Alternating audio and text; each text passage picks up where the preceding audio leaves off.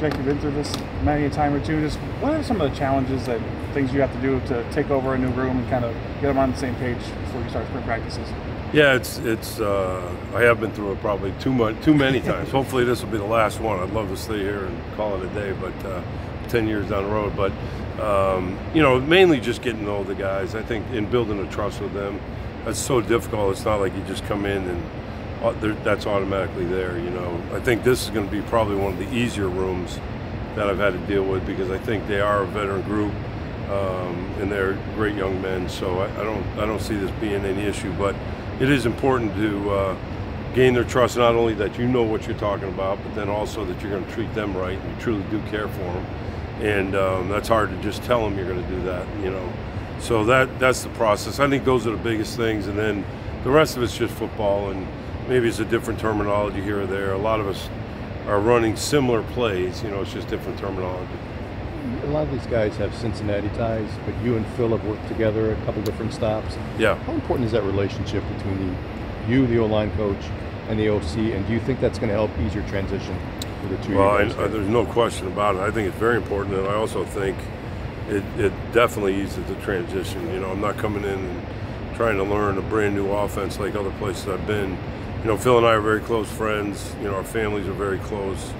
We were at Ole Miss together, and North Carolina, of course, and now here, and that's kind of the same thing I was talking about. There's got to be a trust there too, that he's got to trust that I'm going to, coach my guys up well, but also coach them up exactly the way he wants them coached up, and run exactly the way he wants it done. And when you think about it, when 11 guy goes out there, half of them almost are offensive linemen. So, and those guys have to do it precisely correct, or else the plays will never get off. So I think you're kind of seeing it around the country now. Like offense coordinators are kind of get O-line coaches that they're comfortable with, and then they move together a lot of times. So, but he's a great guy, a very good personal friend, as well as I love this offense. It's the best offense in however many years since 1986. I don't want to count them up, but it's the best offense I've been around, I feel like, to have success, and it truly does give, it takes whatever the defense gives you. What have you learned about Wisconsin's offensive line and how they've operated before, and obviously what you know about Wisconsin's offense? Can you describe how the responsibilities have changed from what the offensive line ability has to do relative to what they've done in the past? Yeah, it's not going to be much. It really isn't. It's a different style offense, but within what the offensive linemen are doing, it's not that much different. If we run a gap scheme, we're going to deuce to the backside backer, the guard's going to pull, and so they're used to that. And then outside zone, inside zone, maybe a little more draw than what they're used to. To be honest, I haven't absolutely studied exactly what they did last year. I have watched them, but more watching the players. And I have a good idea what they did, but it's just it's not going to change that drastically as far as what those 5 offensive linemen are asked to do. Now, what goes around them, will change, but and kind of the philosophy of the offense will change. But I mean, they're still going to have to block, pass protection, and so it really. And believe me, we want to run the ball if it's given to us. It's not like we're saying, well, we're just a pass-happy team. Not at all. I mean, we're going to run the ball, and we may have one less blocker in there doing it. We might take a fullback or something, put them out at receiver, but we're still, those 5 offensive linemen is going to be very similar. Coach, when we talked to Coach Hirschman, he made it clear that he wanted to kind of keep things the same, but kind of add his own touch. Is that kind of the same messaging you've had to Yeah, absolutely. I mean, this has been a huge tradition of offensive linemen here at Wisconsin. I mean, I've known that since, 30 years of looking at this place. I remember when I was at Kansas City, I was getting all their tape, watching the outside zone, studying that. They did a great job of that. So, and so a lot of this is already in place as far as I think the mentality of the players. And it's nice to have a little bit of a veteran group where there have been some guys out there playing. So, yeah, I mean, all of those things you want to, keep intact. And it really, I mean, it's for my guys, it's not going to be that much different, And so all the good things that they've done, certainly respect that. All the tradition here, very much respect that. And let's face it, it's going to be on the offensive line to do a good job this year, and it always is. So I mean, it's not like this is unusual, but I think we'll go as the offensive line goes probably.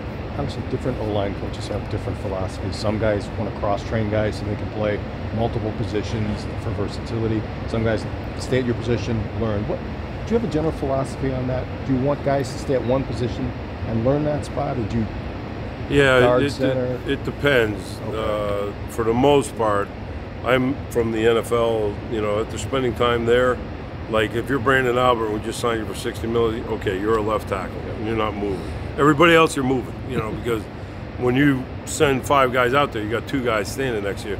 One's got to play guard and tackle, one's got to play center and guard, and there is no such thing as left and right, you know. So you might have a veteran guy that, you know, they're going to be kind of staying right there, and then you might have a young guy that just came in. You're not going to move him around yet. You know, you're going to let him learn what he's doing, but you know, like a Trey Whittick's just popping in my head right now. He's got to know guard, tackle, left, right.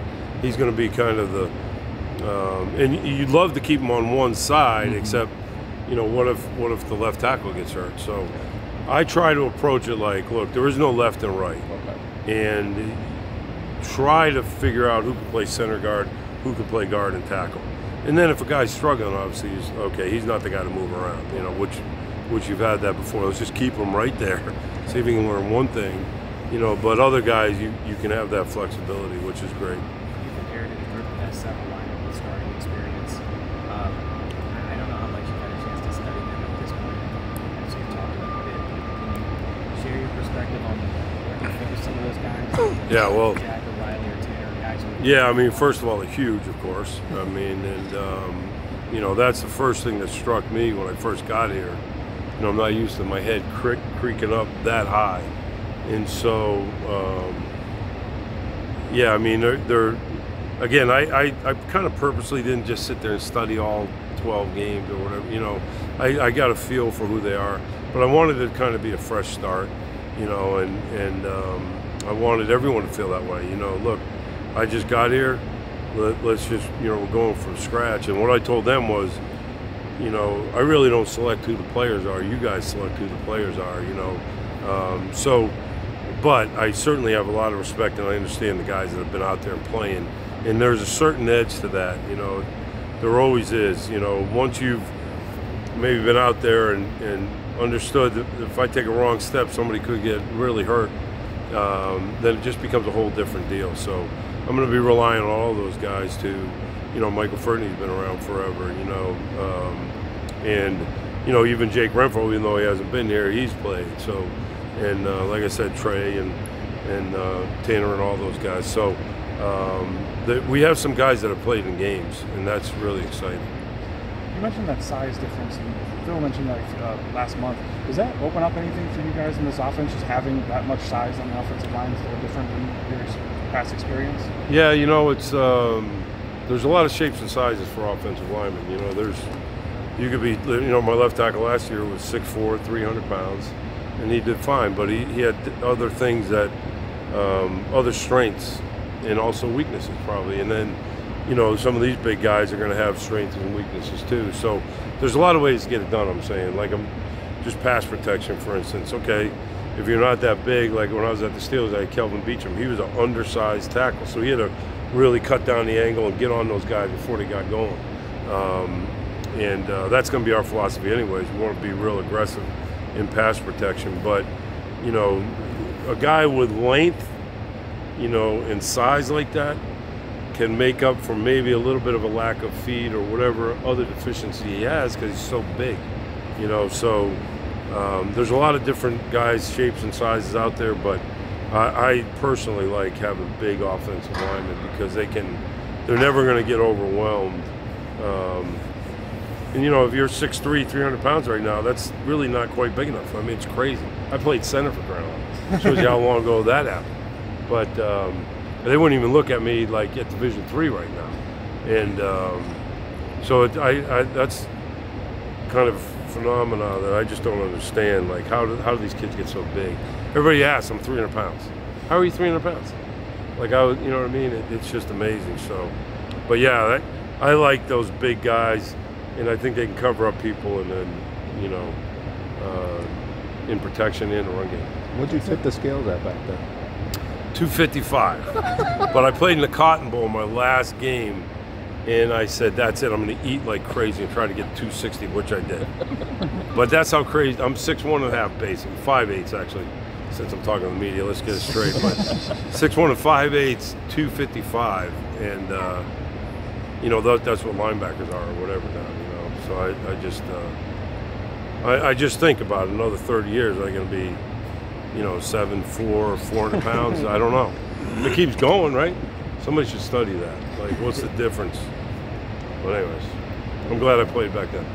So, Jet, talking about recruiting-wise, what's going to be your approach to recruiting offensive linemen here with your resume, but also knowing Phil's offense, but knowing, you know, the precedent that's been here with Wisconsin offensive linemen?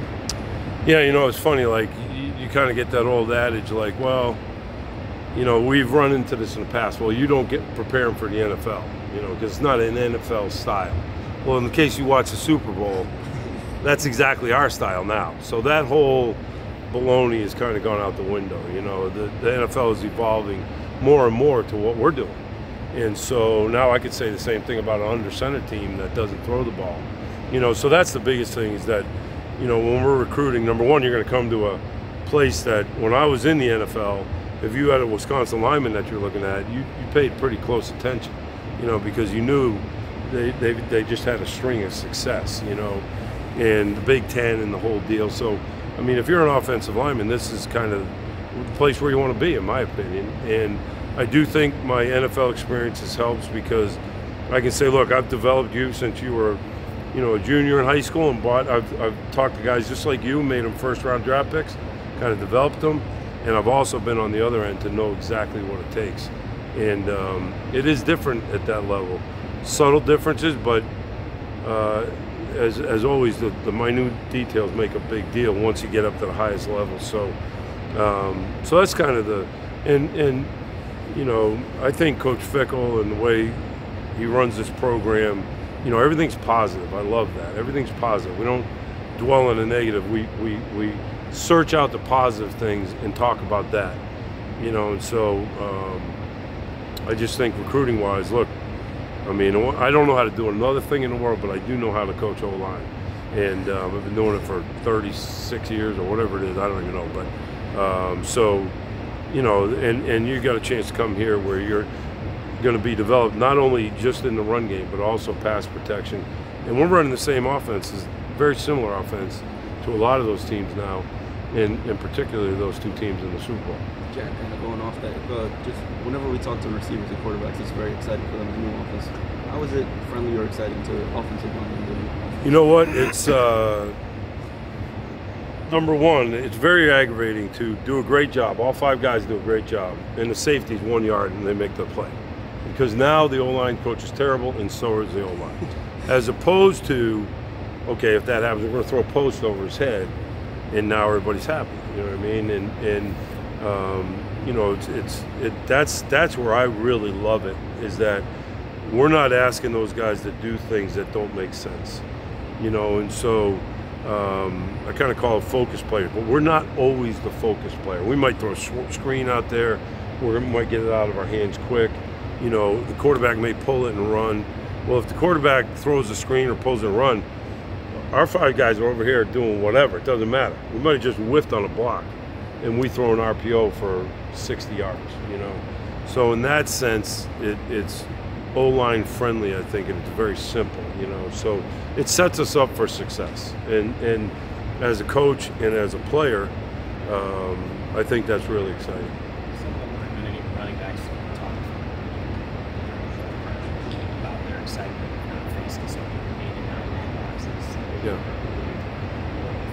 How much of a difference do you think that makes for the offensive line in general, the way you guys operate for them to have success? Yeah, that makes all the difference in the world to me. I mean, it really does. And a lot of people are going to say, well, we're going to take what they give you, but I'm not sure they do it all the time. You know, now, there's going to be times when we don't do it. Somebody makes a mistake, but there are answers built into every one of our plays to take advantage of what they're doing. And to me, that's the difference. You know, in the NFL, it was totally different. So we won the Super Bowl when I was with the Giants, but it was you know, we got to motion a receiver in to try to block this safety, but then once we do that, that corner's not going to add on, and you know, so it's just not what our philosophy is, or what my philosophy. You know, as an O-line coach, I don't want to have to do a good job and then still not have success. And you know, like I said, I mean, if they're going to give us the run and they're going to take away the RPOs and all that, we're going to run it, and it's not going to be that much different. You know, there's no different. I mean, we're running power or counter or inside zone, outside zone. Same thing for my guys. I mean, same exact thing. It's just that if the extra safety shows up, we might be throwing a post instead of trying to block them. I think is some of the things, some of the differences. We've asked a lot about it from a player's perspective. What's it like from an O-line coach coming to Wisconsin and the tradition they have here? Yeah, that's why I'm here. I mean, I had a pretty good job, you know. I mean, it wasn't like I was struggling, you know. There've been other times I had no choice but to come. But, and I think Coach Fickell was a big draw, you know, just because I think he's the real deal. I really do. He's a guy who truly does care for everybody and very intense, and I just feel like he's going to have success. And to be honest, Coach Longo knew him better than I did, but we both were thinking. And then you come here to a tradition. I've never been in the Big Ten. I'm excited about that. I've been in a lot of other leagues. Never really been in the Big Ten. So as an O-line coach, this is kind of, I mean, like I said, 30 years I've been sitting there watching Wisconsin and saying, man, there's good offensive line. And then when I was in the league, I wrote up all those guys, you know, and I remember, you know, all of them really just writing reports on them. So it was just, you know, the opportunity to come to a place where I feel like the offensive line here is maybe more respected or more thought of or whatever than maybe some other places that are thinking more about the receivers, quarterbacks, you know. And so I don't know, that was really attractive to me. Because Phil knew Fickell better than you and you trust Phil, did you use him as a resource to say, okay, tell me about this guy, about working for this guy? And yeah, definitely. And that's what, you know, do they not know we have a press? I mean, does this ever happen to Biden or anybody? But anyways, it's upsetting. I mean, no, I'm just kidding. What was the question? The ball started flying. Yeah, no, exactly. Because you knew Phil, did you use him as a resource to say, hey, tell me about Luke? Yeah, but I mean, I think I had a good feel for what he's all about, maybe through Phil, honestly. Okay. Phil had been friends with him and, you know, would always talk about him. So that's been 3 or 4 years now, I think, that I've heard of him. So, but yeah, just like everybody else, if you really respect someone and they say, I really respect this guy, okay, that's good enough for me, you know. And so that was a big part of it, because I had really actually never even met him before coming here. So okay. Yeah, it's more like see the power I am.